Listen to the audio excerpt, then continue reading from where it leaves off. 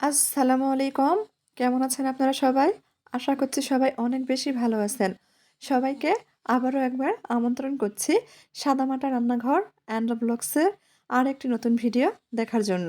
আজকে আমি আপনাদের মাঝে মুগশলা পিঠা রেসিপি শেয়ার করছি। এভাবে একবার মুগশলা পিঠা তৈরি করে দেখুন। যত খাবেন তত খেতে মন চাইবে। খেয়ে কিন্তু মন ভরবে না। ভীষণ মজার হয়। চলেন দেখি তৈরির পুরো প্রস্তুত প্রণালী আপনাদের মাঝে শেয়ার করি। চুলার উপর ফ্রাই প্যান বসে দিয়েছে। ফ্রাই প্যানে চায়ের কাপে হাফ কাপ মতো সুজি দিয়েছি। চুলার আঁচ লোহিত করে রেখে অনবরত নেড়েচেড়ে সুজিটা ভেজে নিব ২ থেকে ৩ মিনিট মতো। ৩ মিনিট মতো সুজি ভেজে নিয়েছি। যে কাপ দিয়ে মেপে সুজি নিয়েছি সেই কাপেরই ডাবল পরিমাণ দুধ দিয়ে দেব। অর্থাৎ হাফ কাপ সুজির জন্য ১ কাপ মতো দুধ দিয়েছি। চুলার আঁচ লোহিত করে রেখে কিন্তু সুজির ডোটা তৈরি করে নেব। চুলার আঁচ বাড়িয়ে কিন্তু ডো তৈরি করা যাবে না। সেক্ষেত্রে খুব দ্রুত সুজির দুধটা টেনে নেবে, শুকিয়ে যাবে। অনবরত নেড়েচেড়ে ডো তৈরি করে নিচ্ছি। ডোটা একটু শক্ত করেই তৈরি করব। এই ডোয়ের মধ্যে কিন্তু কোনো প্রকার ময়দা বা আটা ব্যবহার করছি না, শুধু সুজি দিয়েই ডো তৈরি করে নিচ্ছি। ডো তৈরি হয়ে গেছে। চুলা বন্ধ করে একটা বাটিতে উঠিয়ে নিচ্ছি, হালকা ঠান্ডা করে নেব। এই ফাঁকে মুগশলা পিঠার ভিতরে পুর তৈরি করে নিচ্ছি।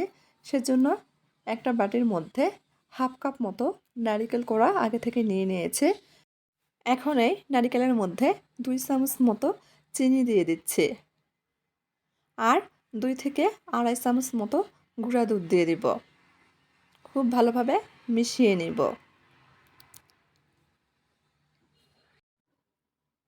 মিশিয়ে নিলেই কিন্তু ভিতরের পুর একদম তৈরি। এভাবে কিন্তু মুগশলা পিঠা বানালে সময় একদমই কম লাগে। 10 থেকে 15 মিনিটের মধ্যেই কিন্তু তৈরি করে নেওয়া যাবে।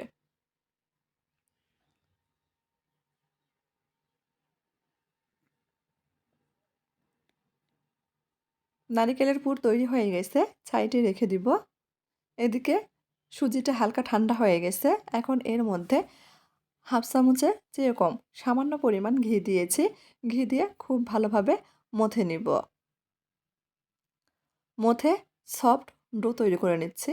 যেভাবে আমরা আটা ময়দা দিয়ে ডো তৈরি করি ঠিক সেইভাবে ডোটা তৈরি করে নিতে হবে। মোটামুটি 2 থেকে 3 মিনিট মতো সময় নিয়ে মথে ডো তৈরি করে নিয়েছি। দেখেন ডোটা কতটা নরম হয়ে গেছে। রেস্টে রাখার প্রয়োজন নেই। এখন একটা পিঁড়ি নিয়েছি। পিঁড়ির উপর সামান্য পরিমাণ আটা ছড়িয়ে দিব। পুরো ডোটাই নিয়ে নিয়েছি। এখন হালকা হাতে বড় করে রুটি বেলে নিব। তবে একেবারে পাতলা করে বেলবো না, একটু মোটা রেখেই রুটিটা বেলে নিব। বড় একটা রুটি বেলে নিয়েছি। দেখিয়ে দিচ্ছি যে কতটা পাতলা রেখেছি। ঠিক এইভাবে বেলে নিতে হবে। এখন একটা কৌটার ঢাকনা নিয়েছি। এই ঢাকনা দিয়ে ছোট ছোট করে লেচি কেটে নিব।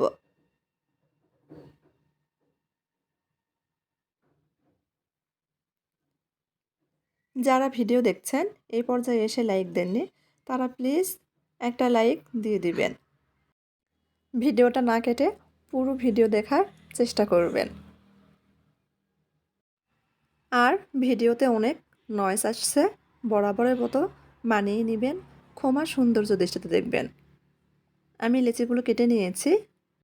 রুটির বাড়তি অংশ আবারও বেলে সবগুলো লেচি কেটে নিয়েছি। এখানে আমার মোট 7টা লেচি হয়েছে। এখন একটা লেচি নিয়ে নিচ্ছি বা ছোট রুটি নিয়ে নিচ্ছি। মাঝখানে আগে থেকে তৈরি করে রাখা নারিকেলের পুর দিয়ে দিচ্ছি।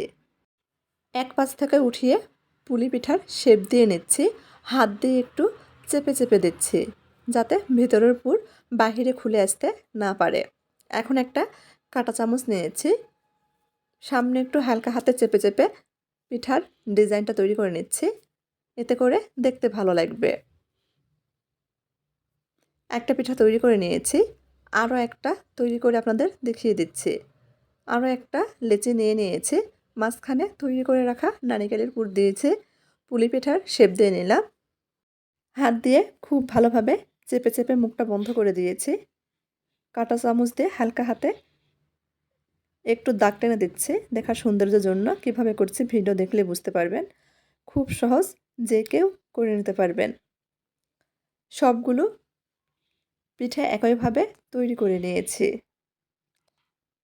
কোনো রকম স্বাদ ছাড়াই পিঠাগুলো তৈরি করে নিয়েছি। দেখেন কতটা সুন্দর হয়েছে দেখতে। এখন পিঠাগুলো আমি পানির ভাপে ভাপিয়ে নেব। চুলার উপর ফ্রাই প্যানে পর্যাপ্ত পরিমাণ পানি গরম বসিয়ে দিয়েছি। একটা স্ট্যান্ড দিয়ে দিলাম। তার উপর ছিদ্রযুক্ত একটা ছাঁকনি বলতে পারেন, আগে থেকে তেল মেখে নিয়েছিলাম, দিয়ে দিচ্ছি। এখন পিঠাগুলো একটার পর একটা দিয়ে দিচ্ছি। একটু ফাঁকা ফাঁকা রেখে পিঠাগুলো দিয়ে দিতে হবে, যেহেতু সুজি দিয়ে পিঠাগুলো তৈরি করছি, লেগে গেলে ভেঙে যেতে পারে। ঢাকনা দিয়ে 10 মিনিট মতো ভাপিয়ে নিলেই পিঠাগুলো তৈরি হয়ে যাবে। 10 মিনিট পর ঢাকনা খুলে দেখিয়ে দিচ্ছি। দেখেন পিঠাগুলো কতটা ফুলে গেছে। এখন ঠান্ডা করে নেব, তারপর আপনাদের পরিবেশন করে দেখিয়ে দিব। ঠান্ডা করে পরিবেশন করে নিয়েছি। দেখেন দেখতে মাশাআল্লাহ কতটা লোভনীয় হয়েছে। খেতেও কিন্তু ভীষণ মজার। ছোট থেকে বড় সবাই অনেক পছন্দ করে। আমি পিঠাগুলো ভাপিয়ে তৈরি করেছি। আপনারা চাইলে তেলে ভেজেও তৈরি করে নিতে পারেন। সেক্ষেত্রে কিন্তু মুচমুচে হয়। আর ভাপিয়ে তৈরি করলে একেবারে নরম তুলতুলে পিঠা তৈরি করা যায়। একটা পিঠা ভেঙে দেখাচ্ছি, দেখেন ভিতরে একদম পুড়ে ভরা, উপরটা নরম তুলতুলে। তো ভিডিওটি ভালো লাগলে চ্যানেলটিকে সাপোর্ট করে পাশেই থাকবেন। আল্লাহ হাফেজ।